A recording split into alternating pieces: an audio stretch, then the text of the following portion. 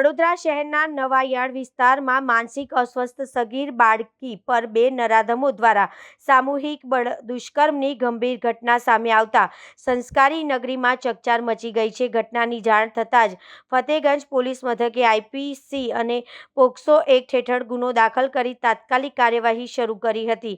શહેર police zone 1 દ્વારા પત્રકાર પરિષદ યોજીને માહિતી આપવામાં આવી હતી કે ગુનાની નોંધ બાદ પોલીસ ટીમ મુખ્ય બે આરોપી સહિત અન્ય એક આરોપીને ગણતરીના કલાકોમાં ઝડપી પાડ્યા છે। મુખ્ય બે આરોપીમાંથી એકનો ગુનાહિત ઇતિહાસ હોવાનું પણ પ્રાથમિક તપાસમાં સામે આવ્યું છે, જ્યારે અન્ય તપાસ ચાલુ છે। પીડિત સગીર બાળકીની તાત્કાલિક મેડિકલ તપાસ કરાવી સારવાર માટે મોકલવામાં આવી છે। કોર્ટ દ્વારા મુખ્ય આરોપીઓને 3 દિવસના રિમાન્ડ પણ મંજૂર કરવામાં આવ્યા છે।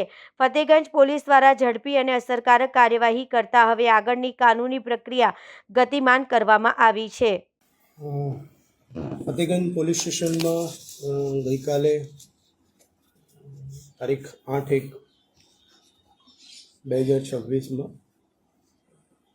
પોલીસ સ્ટેશનમાં 64(1), 65(1), 70(2) પોક્સોની કલમ 3A, 4(2), 5G અને 6 મુજબ એક બળાત્કારની ફરિયાદ રજીસ્ટર કરવામાં આવેલી છે। એ અંતર્ગત જે ફરિયાદમાં જાહેર કરવામાં આવેલું છે, બે આરોપી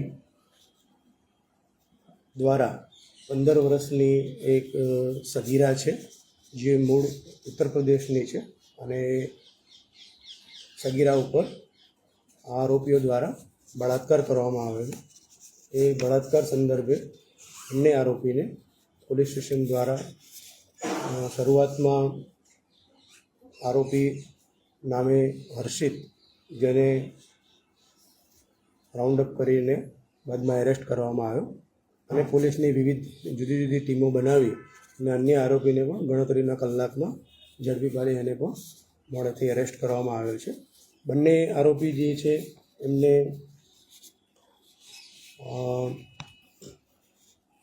કોર્ટમાં પ્રોડક્શન કરી આ કામે નામદાર કોર્ટમાં રિમાન્ડ માગતા બંને આરોપીના 3 દિવસના રિમાન્ડ જે છે એ મળ્યા છે।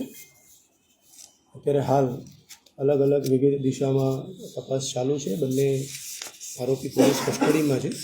પૂછપરછ બાદ આગળની તપાસ જે છે એ કરવામાં આવશે। બંને આરોપી કોણ છે, ક્યાંના રહેવાસી છે, કેટલી ઉંમર છે, શું કરી રહ્યા છે?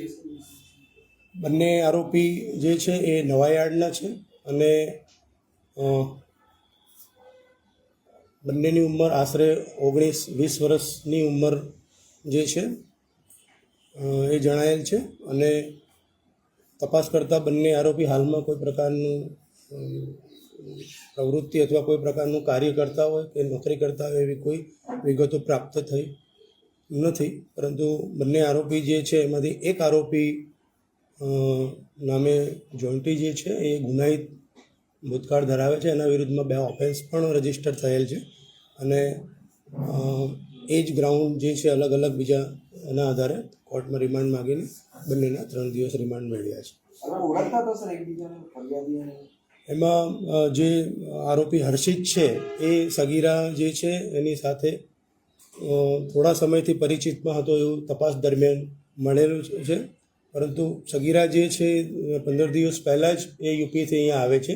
એકાદ વખત મળ્યા છે એવી હકીકત મળી છે, પણ બંને આરોપી પૈકી હર્ષિત જે છે એને સગીરાને પોતાના ઘર પાસે બોલાવી એના ઘરથી નજીક આવ્યા પછી અને ફરિયાદમાં જે જાહેર કર્યું છે પ્રમાણે બળજબરીથી એને અંદર લઈ જઈ અને બાદમાં એના બીજા મિત્ર આરોપી જોન્ટીને બોલાવી અને બંને દ્વારા રેપ કરવામાં આવેલો છે એવી હકીકત પોલીસને જાહેર કરતાં બંનેને અટક કર્યા છે।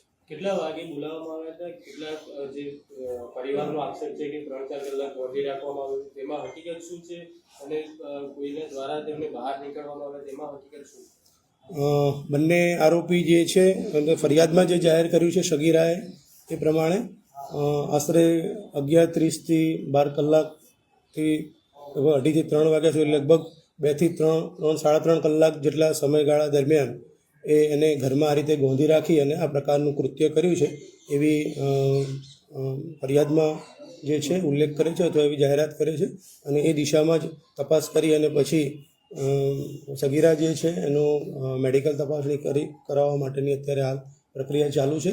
બંને જે દુષ્કર્મના આરોપી જે છે એમને એના કામે અરેસ્ટ કરવામાં આવ્યા છે. સોરી, ના, એવું કોઈ પ્રકારની હકીકત હજુ સુધી ધ્યાનમાં આવેલી નથી. કોનું ઘર હતું સર જ્યાં જે આ ઘર છે એ હર્ષિલનું મકાન છે. એ એની માતા સાથે રહે છે. એની માતા જે છે એ આવી રીતે ઘરકામ કરીને પોતાનું ગુજરાન ચલાવે છે. એ પ્રકારની હકીકત જાણવા મળી છે. ભૂતકાળમાં કયા ગુના નોંધાયેલા છે?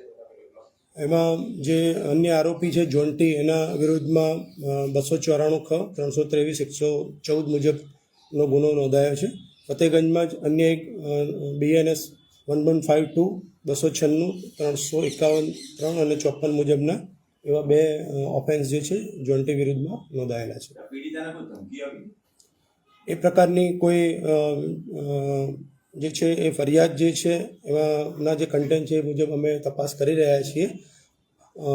પરંતુ બંને જે છે એમાં ખાસ કરીને હર્ષિલ જે છે એના એ સંપર્કમાં હતી, એને બોલાવવામાં આવી અને પછી એને બોલાવીને એની જોડે બળજબરીપૂર્વક દુષ્કૃત્ય કર્યું છે. એ પ્રકારની ફરિયાદ જે છે જાહેર કરવામાં આવી છે. છોડાવવાનો એને જાતે પોતાને પ્રયત્ન કર્યો હોય, પીડિતાએ ઉમાબૂમ કરી હોય?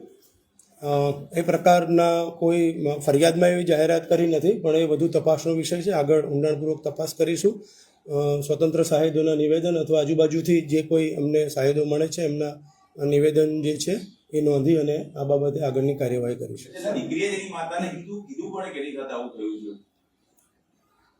એ જ્યારે દીકરી જે છે એ ઘરમાંથી બહાર આવતી હતી ત્યારે અન્ય એક મહિલા જે છે એ એને ત્યાં આ અવસ્થામાં જોઈ હશે એટલે મહિલા એને રોકી અને એના કામે એની પૂછપરછ કરતા હતા. ત્યારે અન્ય એ વિસ્તારના લોકો ત્યાં આવી અને એને પૂછપરછ કરતાં એ દીકરી ગભરાઈ ગયેલી હતી.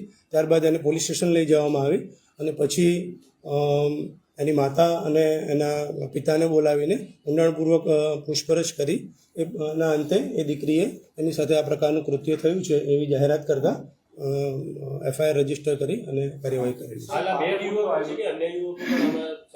છે. એ પ્રકારનો એ વિસ્તારના અન્ય લોકો આ પ્રકારનો આક્ષેપ કરતા હતા, પરંતુ એવી કોઈ હકીકત હજુ સુધી ધ્યાનમાં આવી નથી. એ દીકરી અને એની માતાએ જે અમારી સમક્ષ 2 આરોપીની જાહેરાત કરી છે એની બંને જે છે એની પૂછપરછ કરીને એને અટક કરેલા છે. અન્ય કોઈ આરોપીની જાહેરાત ફરિયાદમાં કરી નથી. કોઈ પ્રકારની સંડોવણી બીજા અન્ય કોઈની હશે તો એ દિશામાં ચોક્કસ કાર્યવાહી કરવામાં આવશે. સર, એક મુદ્દો કાલે ઉઠ્યો તો પોલીસે ફરિયાદ નહીં લીધી છે, આમાં કેટલું સત્ય છે? આક્ષેપ થઈ જશે. આ પ્રકારની જ્યારે સંવેદનશીલ મેટર હોય છે અને જ્યારે એની ગુનાની ગંભીરતાને ધ્યાનમાં રાખી અને સગીરાની માનસિક સ્થિતિને પણ ધ્યાનમાં રાખવી પડતી હોય છે, જ્યારે ફરિયાદ રજીસ્ટર કરવામાં આવે ત્યારે આપણે પણ જાણીએ છીએ કે આ પ્રકારની ઘટનાની અંદર સગીરાની પૂછપરછ કરવામાં પણ થોડી સંવેદનશીલતા દાખવવી પોલીસ દ્વારા જરૂરી છે. અને એ પૂછપરછ દરમિયાન જેટલા પણ એને અમને હકીકત જાહેર કરી છે એ પૂછપરછનો જે સમયગાળા છે એના કારણે ફરિયાદ જે છે રાત્રે દાખલ કરવામાં આવી છે. અન્યથા બીજા કોઈ તથ્ય નથી. એવિડન્સ મળ્યા છે આપની તપાસ થઈ આ કાલથી અત્યાર સુધીમાં આવું ઘટના થઈ ગઈ ફરિયાદ ના થાય? જે સગીરા છે એના મેં કીધું એમ તબીબી ચકાસણી કરાવવામાં આવી છે અને ડૉક્ટર્સ દ્વારા એના જ્યારે પણ પુરાવા અમને આપવામાં આવશે એ દિશામાં કામ કરીશું. બીજું, જ્યાં આ પ્રકારનું કૃત્ય થયું છે એ જગ્યા જે છે એ અમે સીલ કરી છે, હાલ પોલીસની કસ્ટડીમાં છે. ત્યાં વધુ પુરાવા FSLને સાથે રાખી અને એકત્ર કરવાની કાર્યવાહી કરીશું. સાહેબ, આરોપીએ કોઈ કબૂલ કર્યું છે એવું કે એના દ્વારા કૃત્ય કરવામાં આવ્યું છે? ગઈકાલે આ પ્રકારની જે સંવેદનશીલતા જે ને ધ્યાનમાં રાખી અને બંને આરોપી જે છે એને પૂછપરછ કરવામાં આવી. શરૂઆતમાં એમને આ પ્રકારનું કૃત્ય કર્યું હોય એનો ઇનકાર કરેલો, પરંતુ એના કામે જ અમે એના રિમાન્ડ માગ્યા છે. તબીબી ચકાસણી સગીરાને થયા પછી આગળની પૂછપરછમાં જે કંઈ તથ્યો હશે એ પ્રમાણે કામ કરવામાં આવશે. હર્ષિલ